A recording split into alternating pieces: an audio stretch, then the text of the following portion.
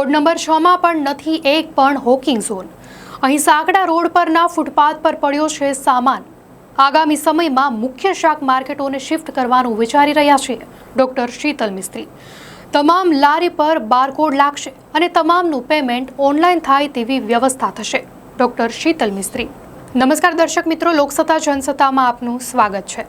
Ward number 6ના નાગરિકના કહેવા મુજબ મારો અધિકાર છે રસ્તો ક્લિયર અને ક્લીન જોઈએ, પરંતુ મને મળતો નથી કારણ કે હું રોડ ટેક્સ ભરું છું, હું ઘરનો વેરો છું.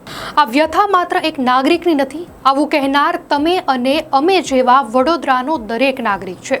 કોર્પોરેશનમાં સમયસર વેરા ભરતા નાગરિકની રજૂઆત ક્યાંય કોઈ સાંભળે છે? આજે તમે રોડ ટેક્સ પણ ભરતા હશો, પરંતુ શું રોડ પર તમને એ સુવિધા મળે છે જે હોવી જોઈએ?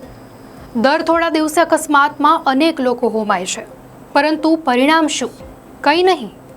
વડોદરા શહેરની આ સ્થિતિને જોઈને લોકસત્તા જનસત્તા દ્વારા ફૂટપાથ પરના દબાણોને લઈને ચલાવવામાં આવતી સિરીઝમાં આજે આપણે વાત કરીશું વોર્ડ નંબર 6ની. શહેરના પૂર્વ ઝોનમાં આવેલ વહીવટી વોર્ડ નંબર 6માં સંગમ 4 રસ્તા, ગધેડા માર્કેટ, ખોડિયારનગર 4 રસ્તા, વારસિયા, જૂની આરટીઓ ઓફિસ, યાકુતપુરા, સરસિયા તળાવ, હાથીખાના, ગણેશ એસ્ટેટ, સાનિધ્ય ટાઉનશીપ, અર્થ આઇકોન જેવા વિસ્તારનો સમાવેશ થાય છે. આ વિસ્તારમાં ફૂટપાથ પરના દબાણોથી અહીંના નાગરિકો પરેશાન છે. તેમનું કહેવું છે કે અમારા વિસ્તારમાં ફૂટપાથ પર સ્કૂલ બનાવી દીધી છે. કોર્પોરેશને દરેક વોર્ડમાં એક હોકિંગ ઝોન આપવું જોઈએ, આમ કહેવું છે વોર્ડ નંબર 6ના એક નાગરિકનું. નાગરિક છું વડોદરાનો. આજે હું ટેક્સ ભરું છું, રોડ ટેક્સ ભરું છું, મારો ઘરનો વેરો ભરું છું. મારો અધિકાર છે કે મને રસ્તો ક્લિયર જોઈએ, ક્લીન જોઈએ, જે મને મળી શકતું નથી વડોદરા શહેર. અહીં જુઓ એક સાંકડો રોડ, જ્યાં ફૂટપાથ પર સામાન પડેલો.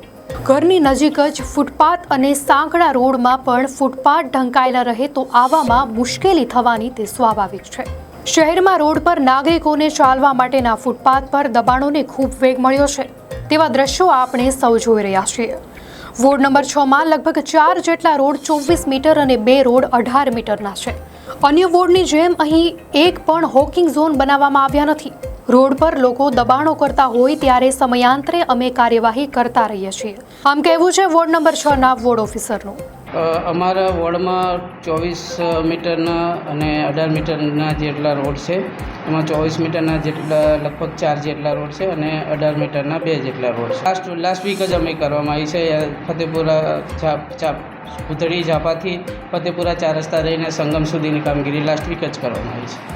તમારા ઝોનમાં કોઈ જગ્યાએ હોકિંગ ઝોન બનાવવામાં આવ્યા છે? અમારા વોર્ડમાં નથી. લાયસન્સ વાળી લારીઓ છે? લગભગ 4 થી 5 લારીઓ છે. અહીં મુખ્ય રોડ પર મોટી માત્રામાં પથારાવાળાઓ જોઈ શકીએ છીએ.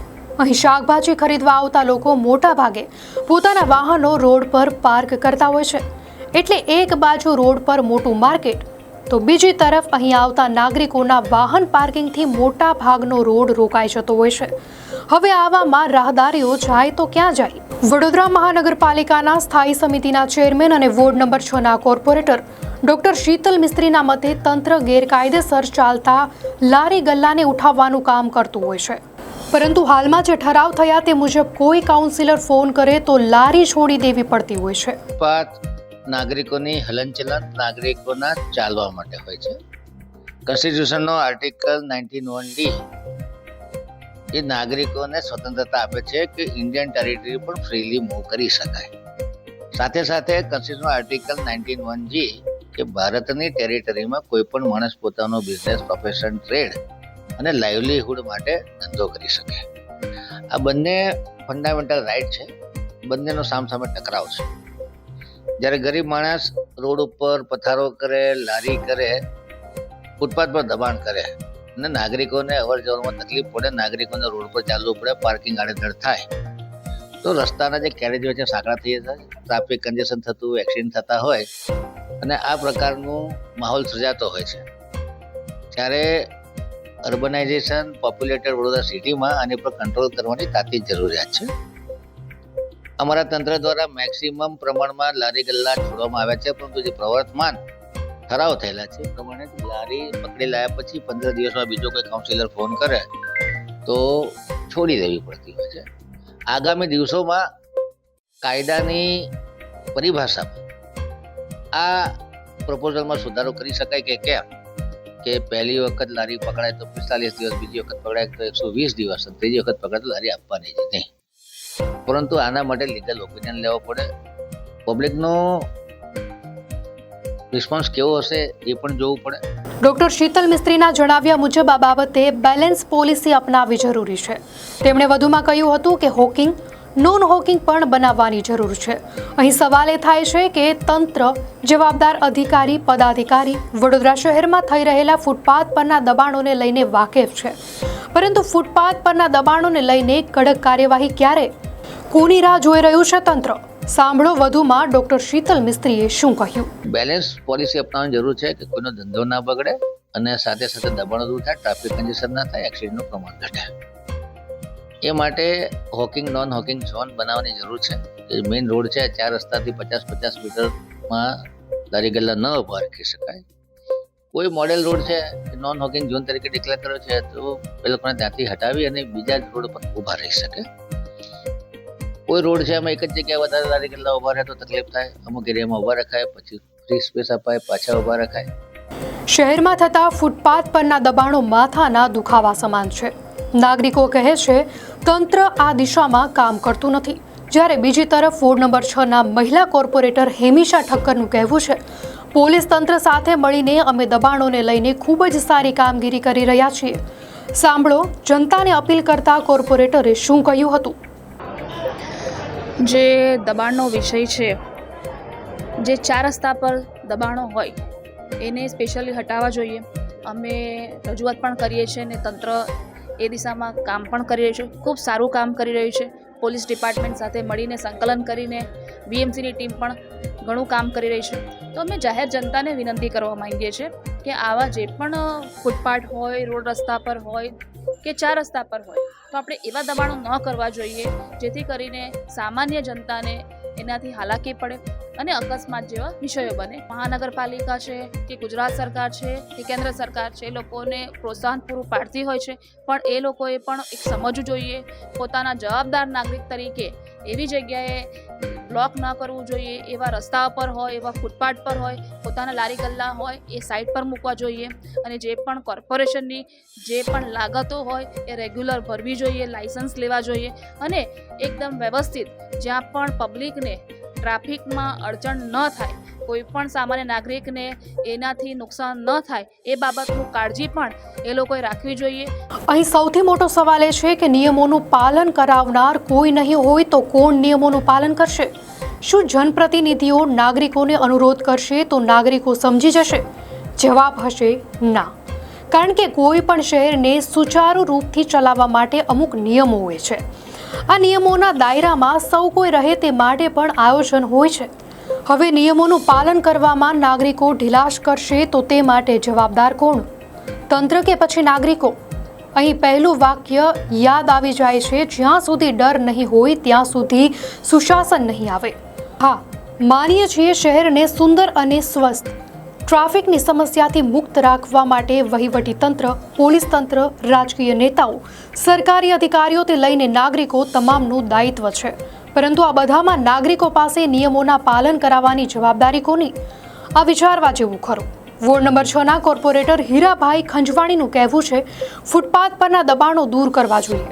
વધુમાં કહ્યું હતું કે સ્ટ્રીટ વેન્ડર પોલિસી પર કામ ચાલી રહ્યું છે, પણ જે ફૂટપાથ પર લારી ગલ્લા છે એને દૂર કરવો જોઈએ જેથી અવર જવરમાં સરળતા રહે અને જે લોકો મુવમેન્ટ કરે છે એ પ્રમાણે ઇઝીલી મુવમેન્ટ થઈ શકે અને કોઈ એક્સિડન્ટ ના થાય એ પ્રમાણે હોવું જોઈએ. એટલે જે બી દબાણ છે, જે ફૂટપાથ પર દબાણ છે એટલીસ્ટ એ તો દૂર કરવા જ જોઈએ, 100% હોવો જોઈએ. હોકિંગ ઝોન જે બનાવે અથવા તો સ્ટેટ વેન્ડર જે પોલિસી છે જે લાવવા માંગે છે એનો જે અભ્યાસ ચાલુ છે એ પ્રમાણે જો સ્ટેટ વેન્ડર પોલિસી બની જાય તો સૌથી સારું અને એ પ્રમાણે કોર્પોરેશનની આવક બી થાય અને એ પ્રમાણે ટ્રાફિકની બી સમસ્યા દૂર થાય અને વ્યવસ્થિત બધાને રોજગાર મળે. આ મામલે વોર્ડ નંબર 6ના કોર્પોરેટર જયશ્રીબેન સોલંકીનું કહેવું છે કે લારી ગલ્લા ધારકોને યોગ્ય જગ્યા આપવી જોઈએ.